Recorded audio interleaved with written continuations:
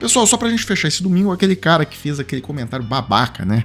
Deus me livre de presidente de empresa mulher, porque a mulher perde a feminilidade dela, ela fica com uma energia masculina, segundo ele, tá? Tô dizendo o que ele disse.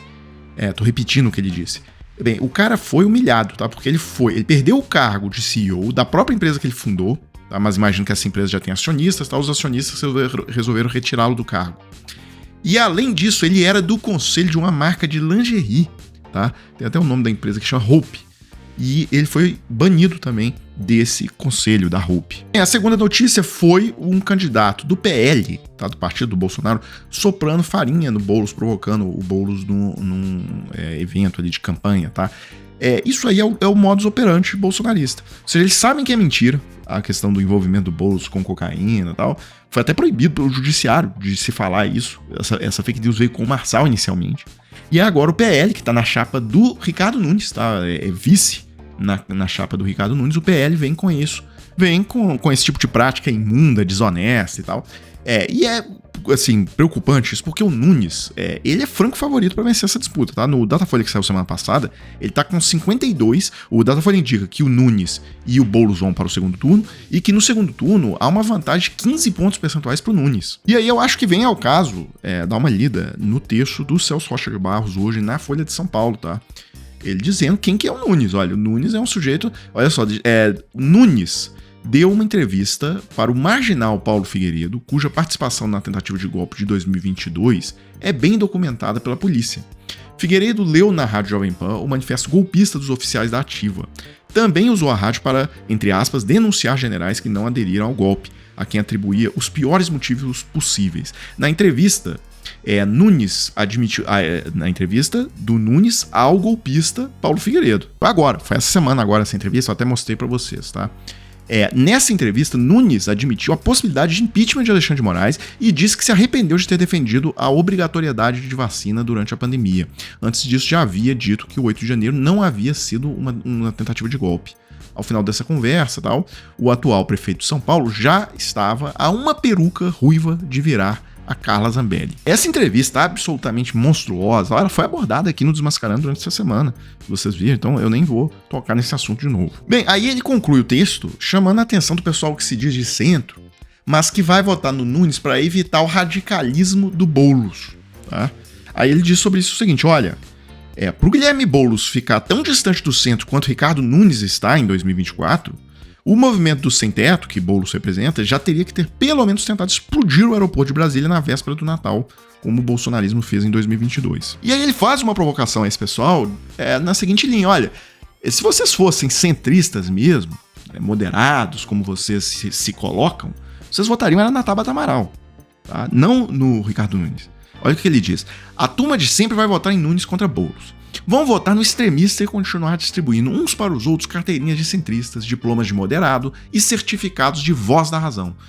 Tudo depois de meses fingindo que não viam Tabata Amaral ali no canto defendendo as propostas que eles mentem que apoiam. Bem, mas eu quero falar, tá, sobre o Haddad. O Haddad parece abatido, tá? E isso não passou batido no jornal O Globo hoje, tá? Tá na coluna do Lauro Jardim, dizendo assim, sem entusiasmo. Na semana passada, num evento no Palácio do Planalto, Lula disse que Fernando Haddad tem que passar entusiasmo em suas falas.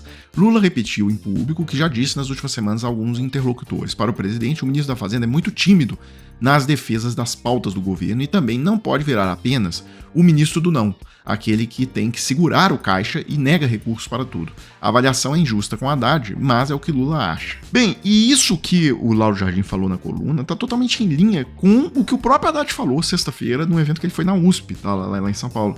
Ele disse que no debate do arcabouço fiscal que tinha gente ali que falava que negócio de equilíbrio de conta pública, que isso não existe, que isso é conversa de neoliberal, que tem que gastar mesmo e tal. Bem, acho que todo mundo que acompanha a política e tal sabe para quem que o Haddad está mandando esse recado, né? De quem que ele está falando.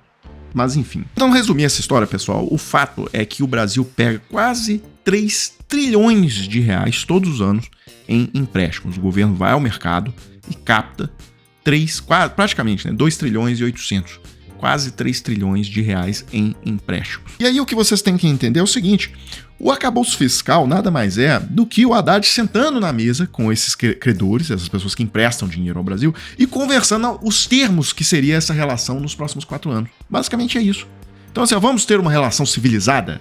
Vamos ter uma relação profícua, para não gerar crises e etc. E ele sentou, fizeram ali o arcabouço fiscal, tá, que previa, primeira coisa, previa um aumento gigantesco do gasto em 2023. Por quê? Precisava pagar todo o rombo que o Bolsonaro tinha deixado para trás. Mas o Brasil ficou 30 anos aí sem dar calote em precatório. O Bolsonaro deixou aí um rombo gigantesco de precatório sem pagar. O Bolsonaro limpou o caixa dos estados para fazer política, para reduzir gasolina nos meses da eleição. O Bolsonaro passou o rodo, né? Destruiu tudo, as contas públicas do país. Então, era um acordo assim, vamos limpar toda essa lama que o Bolsonaro deixou e depois vamos fazer o seguinte: o servidor público está 6 anos sem reajuste. Então vai ter reajuste para servidor público, nós vamos recompor o orçamento do Minha Casa Minha Vida, do Farmácia Popular, do PAC, para o Brasil voltar a ter investimento em infraestrutura.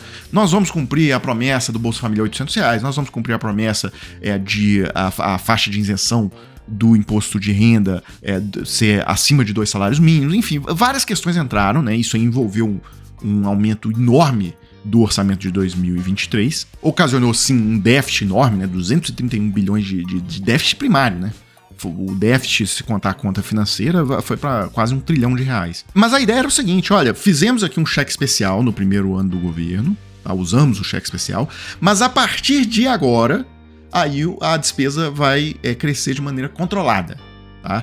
No máximo até a correção da inflação do ano anterior, mais 2,5% de aumento real. Bem, também entrou nesse acordo a questão de que a inflação no Brasil é 3%, a meta, então o Banco Central tem que perseguir essa meta de 3%. Bem, então esse acordo chamado arcabouço fiscal, tal, isso aí foi firmado e houve uma paz. O mercado aceitou o plano ali do governo. E nessa paz, o dólar chegou a cair para 4,73 em julho do ano passado, a bolsa bateu todos os recordes, o Brasil cresceu 3%, o desemprego caiu, a inflação foi baixa e o Banco Central estava cortando a taxa de juros do Brasil, né? Cortou mais de 4 pontos a Selic. Então foi um primeiro ano sensacional para o governo. Bem, e aí o que aconteceu para azedar essa relação em 2024 entre o governo e o mercado financeiro? Que aí começou a ter uma inflação maior, começou a ter uma série de contratempos, digamos assim. A primeira coisa, pessoal, foi que o mercado percebeu e falou: o governo colocou uma meta de 3% de inflação e ele próprio coloca que o salário mínimo vai crescer, por exemplo, 8% no ano que vem.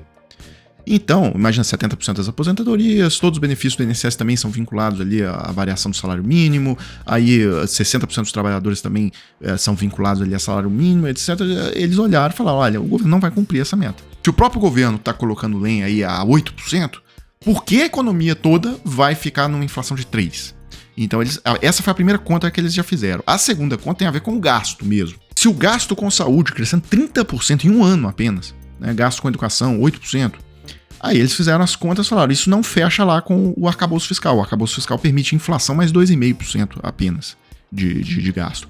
Então aí começaram a falar nos jornais especializados, aí eles começaram: olha, o arcabouço fiscal vai ser descumprido. E aí é o seguinte: se o arcabouço fiscal vai ser descumprido, então eles não têm certeza de que o Brasil no longo prazo vai conseguir continuar pagando sua dívida. Tá? E se eles não têm essa certeza, eles começam a cobrar juros mais altos para emprestar para o Brasil. Tá? Os quase 3 trilhões de reais que o Brasil pega emprestado de novos empréstimos, né, todos os anos. Essa é a história, tá? Por isso que o juros tá subindo e tal. E não é só isso, né? Aí todo dia aparece, toda semana, para ser justo, aparece alguém, algum grupo, ou dentro do governo, ou fora dele, com alguma proposta assim que custa no mínimo 10 bilhões de reais, tá? Essa semana foi o Alexandre Silveira, ministro das Minas e Energia, apareceu com uma ideia de distribuir gás de graça para 20 milhões de brasileiros. E aí, mas como que isso encaixa no arcabouço fiscal? Não encaixa. Aí ele criou uma gambiarra contábil ali, que esse gasto ele vai entrar fora, ele vai ficar fora do limite do arcabouço. Mas não adianta nada, porque o mercado mapeia isso na mesma hora e já embute isso no custo para financiar, né, o governo brasileiro, nos empréstimos. Então, o que eu percebo é que o Haddad realmente ele tá cansado, tá? Por todas as declarações que ele tem dado, ele tá cansado desse tipo de coisa, tá? Eu percebo que, na verdade, ele gostaria de largar isso aí Sabe, olha, coloca então na mão do Alexandre da Silveira, né? E aí deixa o Alexandre da Silveira não só dar gás de graça para 20 milhões de pessoas, mas bota 200 milhões de pessoas para receber o gás de graça. Aliás, coloca a gasolina de graça também. Aliás, por que também, então, já que combustível de graça, por que não bota o próprio alimento, o governo pagando e distribuindo alimento de graça para as pessoas? E por aí vai. E aí depois, questão de inflação, taxa de juro, dólar disparando e tudo mais, né? Fuga de investimentos e tudo. Isso aí deixa também pro Alexandre da Silveira resolver, né? Eu imagino que o Haddad tem muita vontade de fazer isso, tá? Mas enfim, vamos ver se ele segura as pontas aí no governo. Pessoal, como já é de costume, tá? Pra gente fechar esse vídeo, eu tenho anunciado isso. Caso você precise aí de uma oportunidade para se trabalhar, inclusive ganhando em dólar, isso aqui não é bet, isso aqui não é casa de aposta, não é porcaria nenhuma, isso aqui é trabalho mesmo, tá? Para ganhar dinheiro de verdade. Se você tiver precisando e tiver a curiosidade, eu vou deixar o link na descrição desse vídeo. Bem, dessa forma eu termino o vídeo agora, pessoal. Se você gosta do nosso trabalho, quiser contribuir com alguma coisa, tá aí a nossa chave Pix na tela e a gente volta em uma próxima oportunidade.